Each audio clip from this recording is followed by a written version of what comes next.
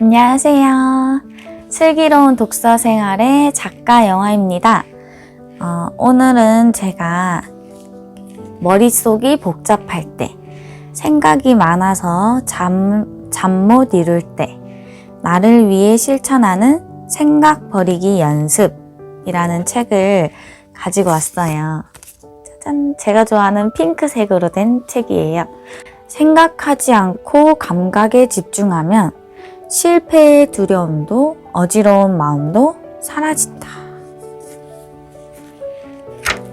제가 이 책에 머릿말부터가 되게 좋았어요. 이렇게 막 밑줄 그어놨는데, 우리가 실패하는 원인은 대부분 지나치게 많이 생각하기 때문이다. 특히 부정적인 생각이 문제이다.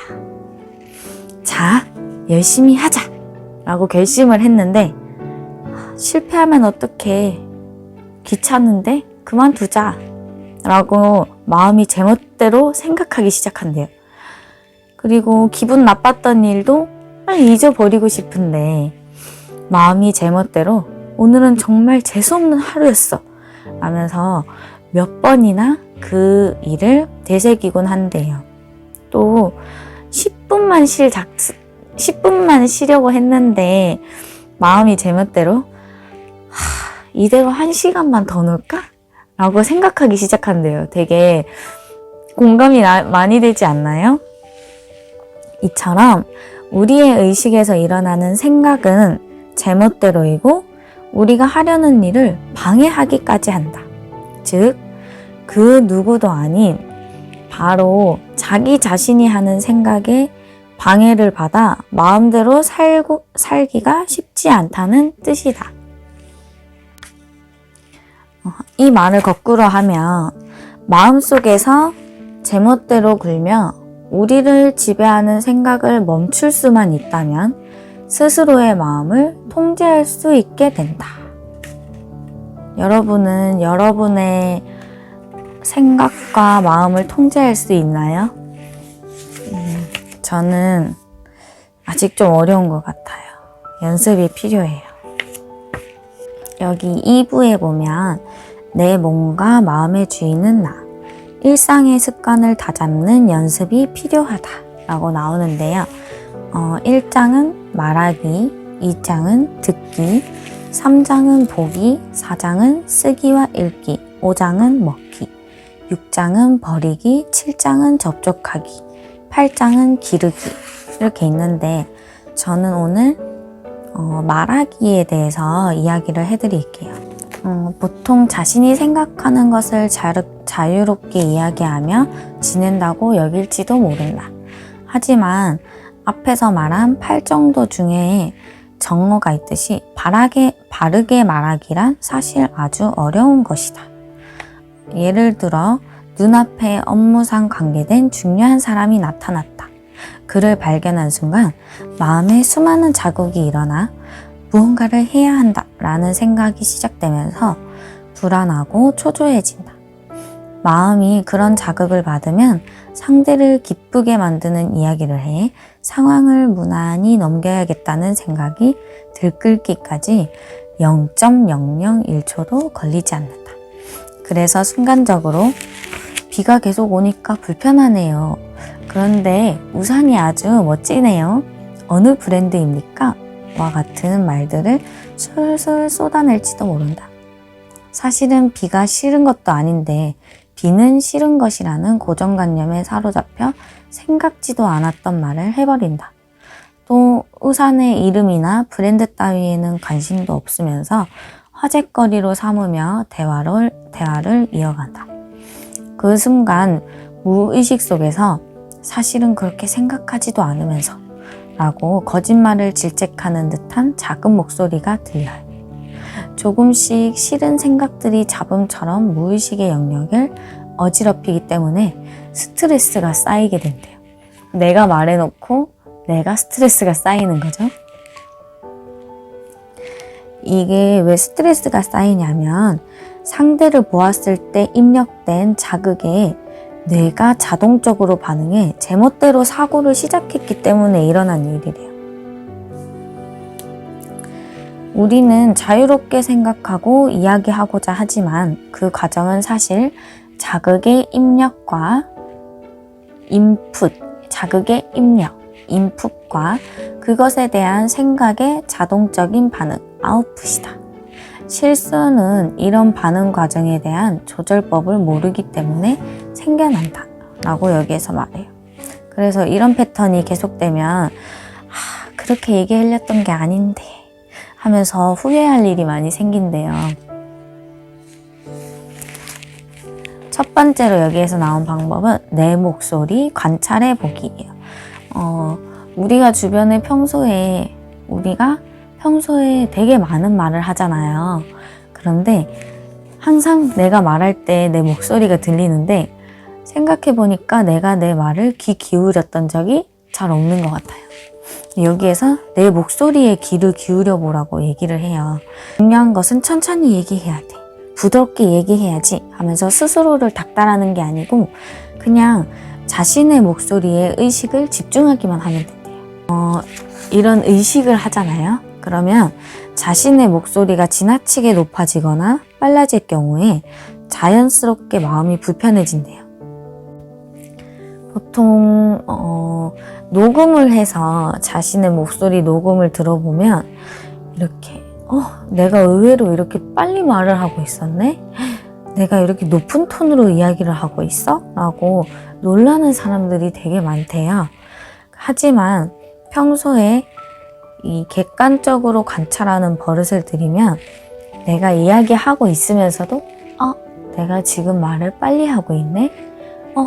내가 지금 톤이 높아졌네? 나 좀 말을 너무 느리게 하고 있네? 이렇게 깨닫고 자연스럽게 다시 부드러운 어조로 바꿔서 얘기를 할 수 있다고 해요. 그 다음에 두 번째는 자기 이미지에 집착한 오만한 말들이래요. 그러니까 누구든 쓸데없는 대답을 해버린 경험이 있을 거래요.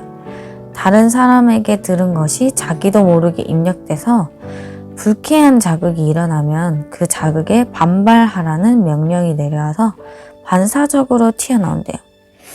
어느 날 이제 상사가 이제 슬슬 그 일을 맡아서 해결하지 그래? 라고 말했다고 치면 이 말이 청각을 자극한 순간에 온갖 생각이 들끓기 시작한대요. 이 다른 사람들에게 잘 보이려는 욕구도 있지만 그보다 더 강한 것은 자신의 평판을 깎아내리고 싶지 않다는 자기 이미지에 대한 집착이래요. 나는 일부러 시켜야만 일을 하는 사람처럼 보이나 봐. 안 그래도 할 생각이었는데 난 그런 형편없는 사람이 아니야. 내 상사는 나를 이해 못해. 상사의 한마디에 그런 순간이 들고 이 생각들이 들끓게 되면 반사적으로 쓸데없는 말을 할 가능성이 높대요. 죄송합니다. 다음 주 회의의 결과를 보고 정하는 쪽이 좋을 거라고 생각하신다만 그럼 지금 하라 하시면 그렇게 하겠습니다. 이렇게 겉으로는 사죄하는 것처럼 보이지만 당신이 지금 하라고 하긴 하지만 좋은 결과가 나오지 않으면 그것은 전부 당신 탓이야 라는 부정적인 뉘앙스를 슬쩍 비춰주게 된대요. 이게 냉정하게 생각해보면 쓸데없는 대답을 하지 않고 최선을 다해 일을 해내는 것이 좋을 것이다 라고 여기 나와 있어요. 다음 세 번째는 부정적인 생각은 따옴표로 묶어버리자. 화가 나고 이럴 때일 때 이제 보통 나는 화가 나. 나는 화가 치밀어 라고 얘기를 하는데 그렇게 하는 게 아니라 따옴표를 넣는 거죠. 나는 화가 치민다고 생각한다. 나는 화가 치민다고 생각한다. 라고 계속 되뇌이래요. 마음속으로. 그러다 보면 이 지금 화가 치민다는 것은 마음속으로 이제 화가 치민다는 것은 단순한 생각일 뿐이고 자신의 마음이 만들어내는 것일 뿐이라고 인식할 수 있게 된대요. 자, 여러분이 한번 생각해 보세요. 화가 치민다고 생각했다. 아니면 화가 치민다고 나는 생각하고 있다. 둘 중에 아무거나 괜찮대요. 나는 화가 나. 나는 화가 치미고 있어. 나는 저 사람 때문에 너무 화가 나. 이게 아니라 화가 치민다고 생각했어. 나는 화가 치민다고 생각하고 있어. 이렇게 바꿔서 얘기를 하라고 얘기를 해요. 그 다음은 마음으로 제대로 사과하기. 제대로 사과를 해야 된대요. 말로만 사과하는 것이 습관처럼 돼버리면 정말로 미안한 일이 생겼을 때 사과를 해도 그 진심이 전해지기 어렵대요. 다음, 사소한 거짓말은 없다. 자, 상대방의 옷이 별로 좋지 않다고 생각하면서도 그 옷 귀엽네. 그 옷 색깔 특이하네. 되게 잘 어울린다 라고 하는 것은 사실 그렇지 않은데도 좋다고 생각하기로 하자라고 마음먹은 것인 만큼 마음이 혼란스러워지고 결국에는 자기 자신이 무엇을 어떻게 생각했던지를 잊어버리게 된대요. 따라서 사소한 거짓말도 자꾸 쌓이지 않게 주의해야 된다고 얘기를 합니다. 쓸데없는 말의 독. 상대방에게 쓸데없는 이야기란 무엇일까요? 저는 제가 얘기를 하면 가끔 쓸데없는 말 좀 하지 마요. 쓸데없는 말을 많이 해라는 얘기를 해서 좀 자주 혼이 났었거든요. 쓸데없는 말이 무엇일까요? 저는 재미있고 저는 이게 좀 유용한 정보라고 생각해서 얘기를 했는데 상대방은 쓸데없다고 생각을 해요. 쓸데없는 이야기란 상대방에게 의미가 없는 것은 모두 쓸모없다고 보면 된대요. 상대방에게 의미가 없거나 듣는 사람이 마음에도 없는 대꾸를 해야 하는 이야기는 모두 쓸모없는 거래요.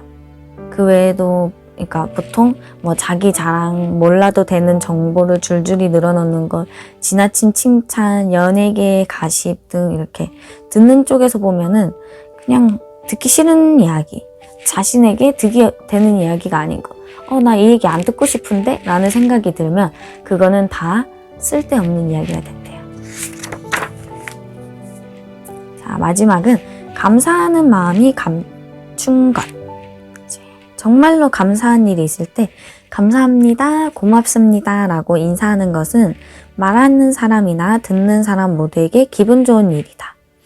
하지만 앞에서도 얘기했듯이 마음에도 없는 말을 하는 것은 괴로운 일이다. 자, 무엇보다도 이게 다른 책들에서 보면은 감사하지 않을 때도 감사합니다, 고맙습니다를 하다 보면 감사한 마음이 생겨나니까 감사합니다를 하라고 하거든요.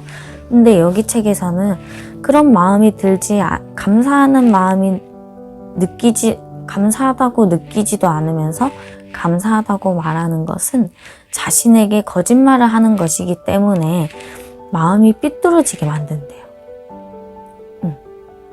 그리고 그런 걸 듣잖아요. 그럼 상대방도 이 사람은 나한테 감사한 게 아닌데 지금 감사하다고 얘기하고 있구나 라고 생각할 수가 있대요. 다 느껴지죠. 여기서 감사를 하지 말라는 뜻이 아니고 정말로 고맙고 감사하다고 느낄 때는 그 마음을 적절한 때에 솔직하게 표현하는 것이 가장 좋다고 얘기해요. 근데 여기서 이런 얘기도 해요. 그런 감정이 생기지도 않았는데 이미 생긴 것처럼 행동하지 말아야 한대요. 상대에게 감사의 마음을 분명하게 전달하려면 그냥 감사합니다 라는 말만 하지 말고 다양한 표현을 사용해서 변화를 주면 효과적이래요.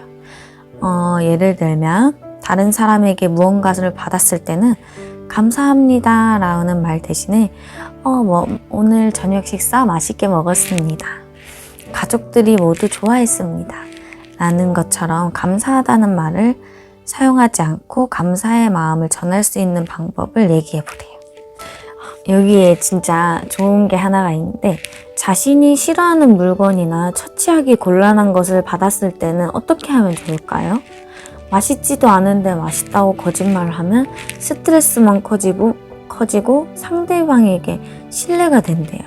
상대는 마음에 들었다는 거짓말만 믿고 다음번에도 같은 선물을 할 수가 있겠죠. 자, 쓸데없는 것에, 쓸모없는 것에 돈과 시간을 낭비하는 꼴이 된대요. 그런 경우에는 사실 그대로 오랜만에 버섯을 먹었습니다와 같이 시원스레 말하는 것도 좋은 방법이래요. 덧붙여 말하면 앞에서 말했듯이 사과하는 경우에도 구체적으로 개선책을 제시하는 것이 좋대요. 오늘은 제가 이제 생각 버리기 연습이라는 책에서 앞에 머릿말이랑 이제 말하기 부분, 마음을 다스리는 법, 생각을 다잡는 법 중에서 말하기에 대해서 이야기 나누어 보았습니다. 혹시 진짜 여기 뒤에 있는 것처럼 머릿속이 복잡하거나 생각이 많아서 잠을 못 이루시거나 그럴 때 나를 위해 실천하는 생각 버리기 연습. 우리는 좀 생각을 버려야 할 필요가 있는 것 같아요. 여러분 지금까지 들어주셔서 감사하고요. 날씨가 많이 추워졌어요. 모두 감기 조심하세요. 구독, 좋아요 눌러주세요. 안녕.